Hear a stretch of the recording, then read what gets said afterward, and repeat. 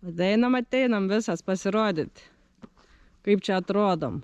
Žmonės seniai jūsų nematė jau, bet kur buvę, kur nebuvę, sugrįžom. Netuščiom, su kopūstais pas karvę sugrįžau. Lapkričio 22 dieną mes dar vis pievose. Tai dabar iškrausiu aš tos kopūstus. Tada gal biškai daugiau papasakosiu, kas čia įvyko, nes karvės toj man išeis pro tą piemenį. Nu, turėčiau pastebėti, kad jos greičiau ėda, negu kad aš dedu. Nors gal nereiktų stebėtis, nes jų tai daug negu aš. Nu, ir ar karvės nepratrys? Ne, tikiuosi ne. Dėl to, kad šiaip visas likęs jų pašaras čia šitoj neįtin geroj šlapynėj yra labai daug anglies turintis ir joms sunku jau yra jį ėst, nes jom kaip geriem fermentatoriam reikia gero CN santykio. Tai biškį duosim. Na, ir eis pasiimt C į pievą. Tai va, o dabar apie tą grįžimą, kas čia įvyko per tą laikotarpį. Daug kas įvyko šiaip, nu kaip daug, ne, nedaug, bet buvo ir gerų dalykų, ir blogų dalykų. Tai blogas dalykas yra tas, kad bulmikė pasimirė. Bulmikė, o ten. Tai žodžiu, viskas prasidėjo nuo to, kai pirmadienį anksti ryte vėl gaunam iš kaimynų žinutę tą skambutį, kad karvės pabėgo. Nu, mes jau ten sutrikę, nesuprantam, kas čia vyks, kodėl jos bėg. Nu, bet sakom, viskas einam nuo tų kaimynų, ne, pas kitus kaimynus. Ir tą pačią dieną, pirmadienį, man skambin kitas kaimynas, sako, žinau, karvės ką tik praėjo pro mūsų kiemą link jūsų. Nu, ir mes visiškai nesuprantam, kas čia vyksta, atsigynėm, nes jau čia prie sodybos toliausiai nuo visų kaimynų. Ir žodžiu, matau, kad ta bėg, o visi buliai ant jos lip. Jai 5 mėnesiai. Anai rujot nelabai gali. Kiek žiūrėjau labai čia, nu nėra tokio atvejo, kaip tarsi nėra tokio atvejo. Nu, dažniausiai ten 7-12 mėnesių, ten plus minus biški gal. Nuo 8 šiaip iki 12 mėnesių yra laikoma ta jų branda, kada jas gali surujuoti. Tai aišku, buvo ir biški anksčiau, nu bet 5 mėnesiai, ką tik suėjo 5 mėnesiai. Nu ir mes galvojom, nu gal mažą ką surujuojo, tai mes ją atskyrėm nuo bandos, bet jinai mamos dar pieną geri.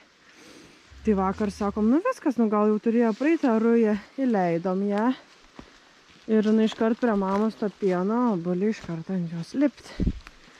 Ir daryti tai, ką buliai moka geriausiai. Nu, žodžiu, visi ten lip, jinai krent. Nu, žodžiu, ir jinai dabar va čia va, pasislėpus guli užsidepresavus, mama ją kviečia, jinai netinta, įleidom dabar biškį su mama, kad bent pieno duotų. Bet šiaip nelabai įsivaizduojam, ką reikia daryti. Jau kažkaip sudėtingai dabar yra planas. Nu, tarsi, arba ją reikia šalinti, nes, nu, problema yra.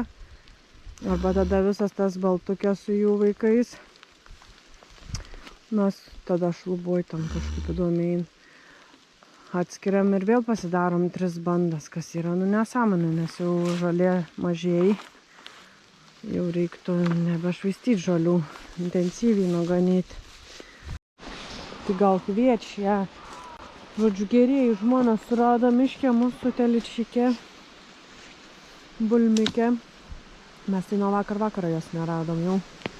Bet šiandien čia vaikščiojom, bet matytinai kažkur kitur gal buvo. Bet va, degikė pakelta kaip tada, kai galvojom, kad šlapimo takų uždegims, ne? Bet pasirodo tikrai ne, čia yra suskibuliai. Va, kokia komanda susirinko. Nu, tai ką darysim? Baltukės bulmikė. Ir išvedam tuos visus parazitus. Dabar bandysim be baltukio. Nes čia yra prievartautojų banda. Prievartautojų banda už tokius bajerius pavirs mirtininkų banda. Magari, bet tu tokį visiškai atsiskyrėlės gyvenimą pradėjai gyventi. Tokia trauma, ne? Joti, maža. Gaila, tokia graži karvytė. Taip išniekino. Lodoriai. Lodoriai. Nu viskas išvedė, nes tos lodorius dabar jau gal bus gerai atsigausiu. Eina iš vis dar gyva tenai.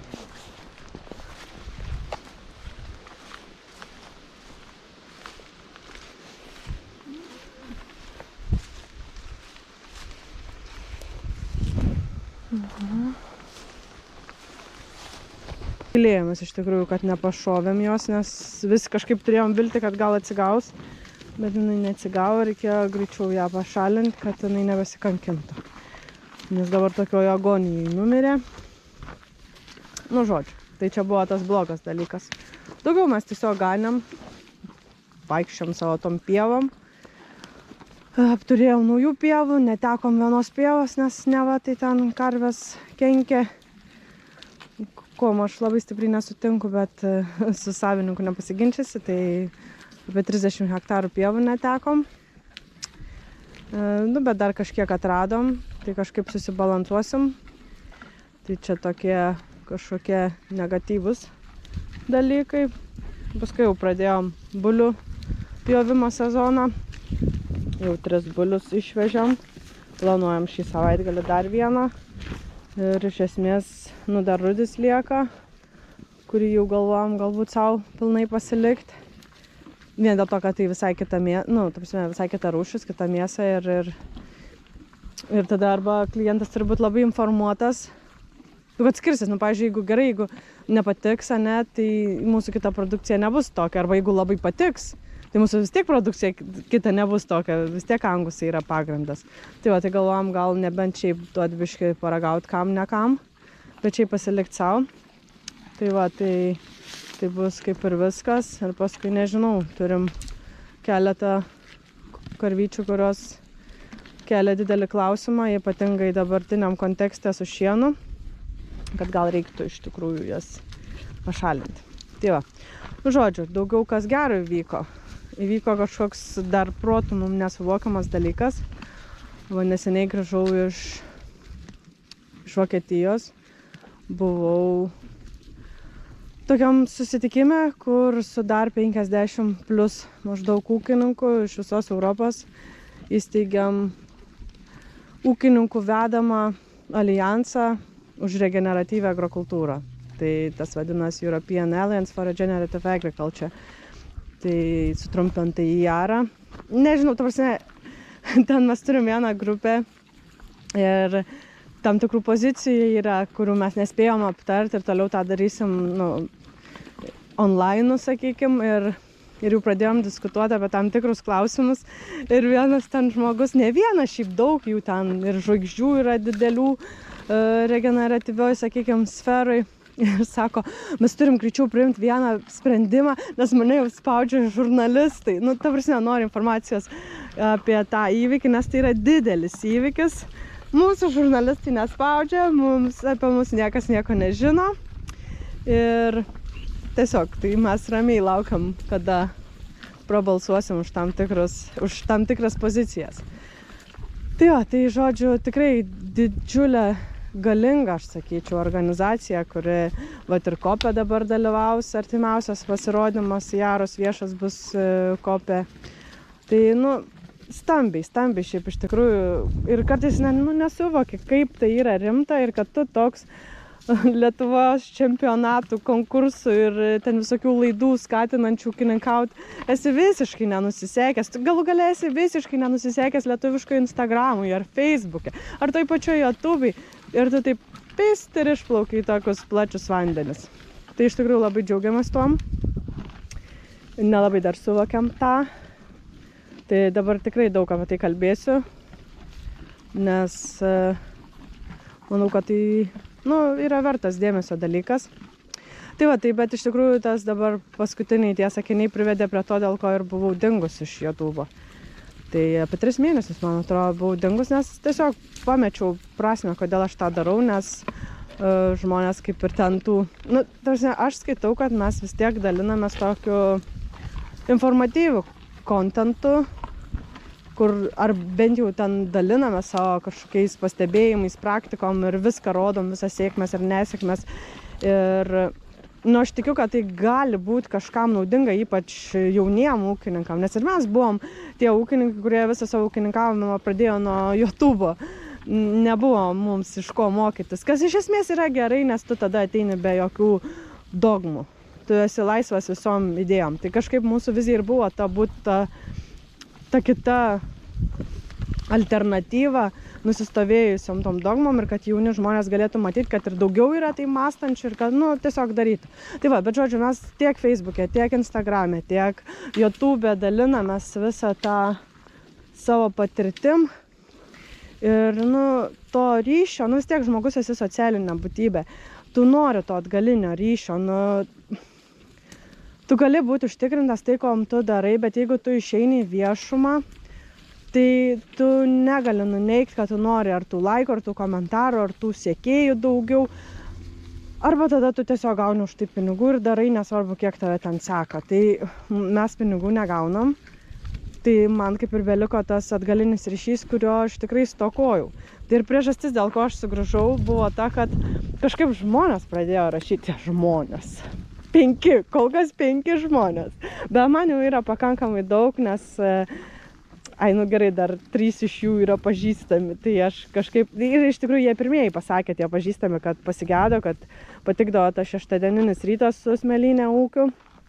Ir tai kažkaip aš nekreipiau juos dėmesį, nes galvoju tiesiog pažįstami, visada pažįstamam yra įdomu pastebėti, kas tiem draugam ten per rakto skylutę vyksta, nors čia labai plati ta rakto skylutė, bet, sakykim. Ir man dabar kažkaip 2 žmonės iš eilės parašė, kad kada grįšit pasigėdom, kad labai naudinga būdavo, kad patikdavo ir tikrai, kad pritaikiau kažką savo ūkyje. Tai man taip tik glosto širdelė, tik glosto ir aš kažkaip galvoju, grįšiu.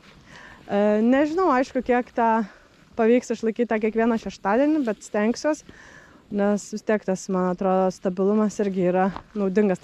Išugdyti tą, sakykime, įprotį šeštadienį laukti smėlynės ūkio video, negu taip atsitiktinai. Stipriai pasikeitė vaizdelis nuo vakar. Sniegas ir pūgos.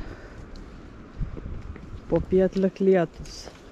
Taip pat ir nežinau, kom čia baigsis. Kad būtų to sniego tiek, tai nieko tokio, bet jeigu pašals ir gausis ledas, tai bus biškį didesnė problema. Saulės biškį šiandien gavom, biškį šviečia gerai, džiovins per vakar iškritusi visą lietų, šlapdribą ir viską, kas ten krito vakar. Šiaip vandens lygis pas mus tai jau gerokai atsistatęs yra. Sausros padariniai bent jau vandens telkiniams susitvarkė. Vietų ganyt dar turim nemažai. Dėl to artimiausių metų, nežinau, kas turi atsitikti, kad jau grįžtumėm prie šieno. Sniegas. O kaip tik toj kelionė, kur buvau dabar, buvo Norvegai, Švedai, buvo Suomiai, turintis tokias, gerokai šaltesnės turbūt ir snieguotesnės žiemas nei mūsiškės. Vis tik sakė, gaunu ir prie 20 ir netgi prie 30 cemų sniego. Yra žmonių, kurie galvoja, kad ir prie 5 galima ganyti. Ir aš iš dalies jiems pritariu, nes jeigu uždaryti karves jau ties lapkričio mėnesį, ten vos ne gegužį išleisti ir turėti ilgiau nei pusę metų šieno šėrimą, aš tada nebesuprantu tos gyvulininkystės. Per daug resursų reikalaujantis patam ir tada visi veganų argumentai patam kaip ir tiesa. Tai jie turi ganytis, taip pat kaip stirnas išgyven. Aišku, ten kas liečia ten svorį, sakykim. Aišku, kad dabar jie kūsta. Gerai būtų bent kokią liucerną duoti ar kažkokį baltymą, kad biškį tą palaikyti reikiamą CN santykį jų skrandukose. Arba kaip kopūstų dabar duodam. Žolė, aišku, mažiau cukrų turi, bet ta žolė vis tiek jinai nebus prastesnė negu kad šienas. Tai Tai man atrodo, ypač dabartiniam kontekste, kai čia nesuprantu, tiesioginių išmokų nebus šiemet, ar kaip ten avansus kažkokius, kokie 2 draugai ateina. Atrodot, bičiukai, heit beveik neįtarčiau, kad tu ne karvė. Tai, žodžiu, kai va taip negauni, tai išmoko. Tai mano pozicija būtų tokia, kad iš tikrųjų velniop, gali ir panaikintas subsidijas. Turim kažkaip, aišku, čia daugelį kam nepatiks, bet turi išmokti kažkaip tas ūkininkavimas patapti pelningas ir be valstybės palaikymo. Aišku, gal tas maisto kainos dar labiau augtų, dar kažkas būtų, bet koks verslas priklausantis nuo išorės, va šiuo atveju, vis tiek daug kas įtraukia tas subsidijas į savo pajamas, ne? Ten traktorių paskolas yra mokamas lapkričio mėnesį. Ir dabar tu negauni, ką tau daryti. Šakės, viskas, tu pasmerks, esi žlug.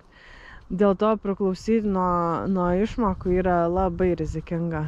Žiauriai rizikinga.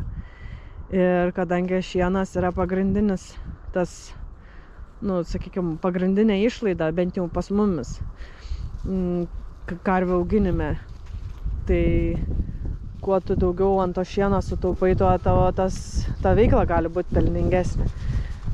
Tai mes tą ir stengiamės daryti ir aš manau, kad čia nėra blogai, nes kažkaip tie kiti žolėdžiai natūralioj gamtoje irgi išgyvena. Aišku, aš nesiūlau jiems visą žiemą ten būt, bet tikrai ne lapkričio mėnesį pradėti šertis šienu. Tikrai ne.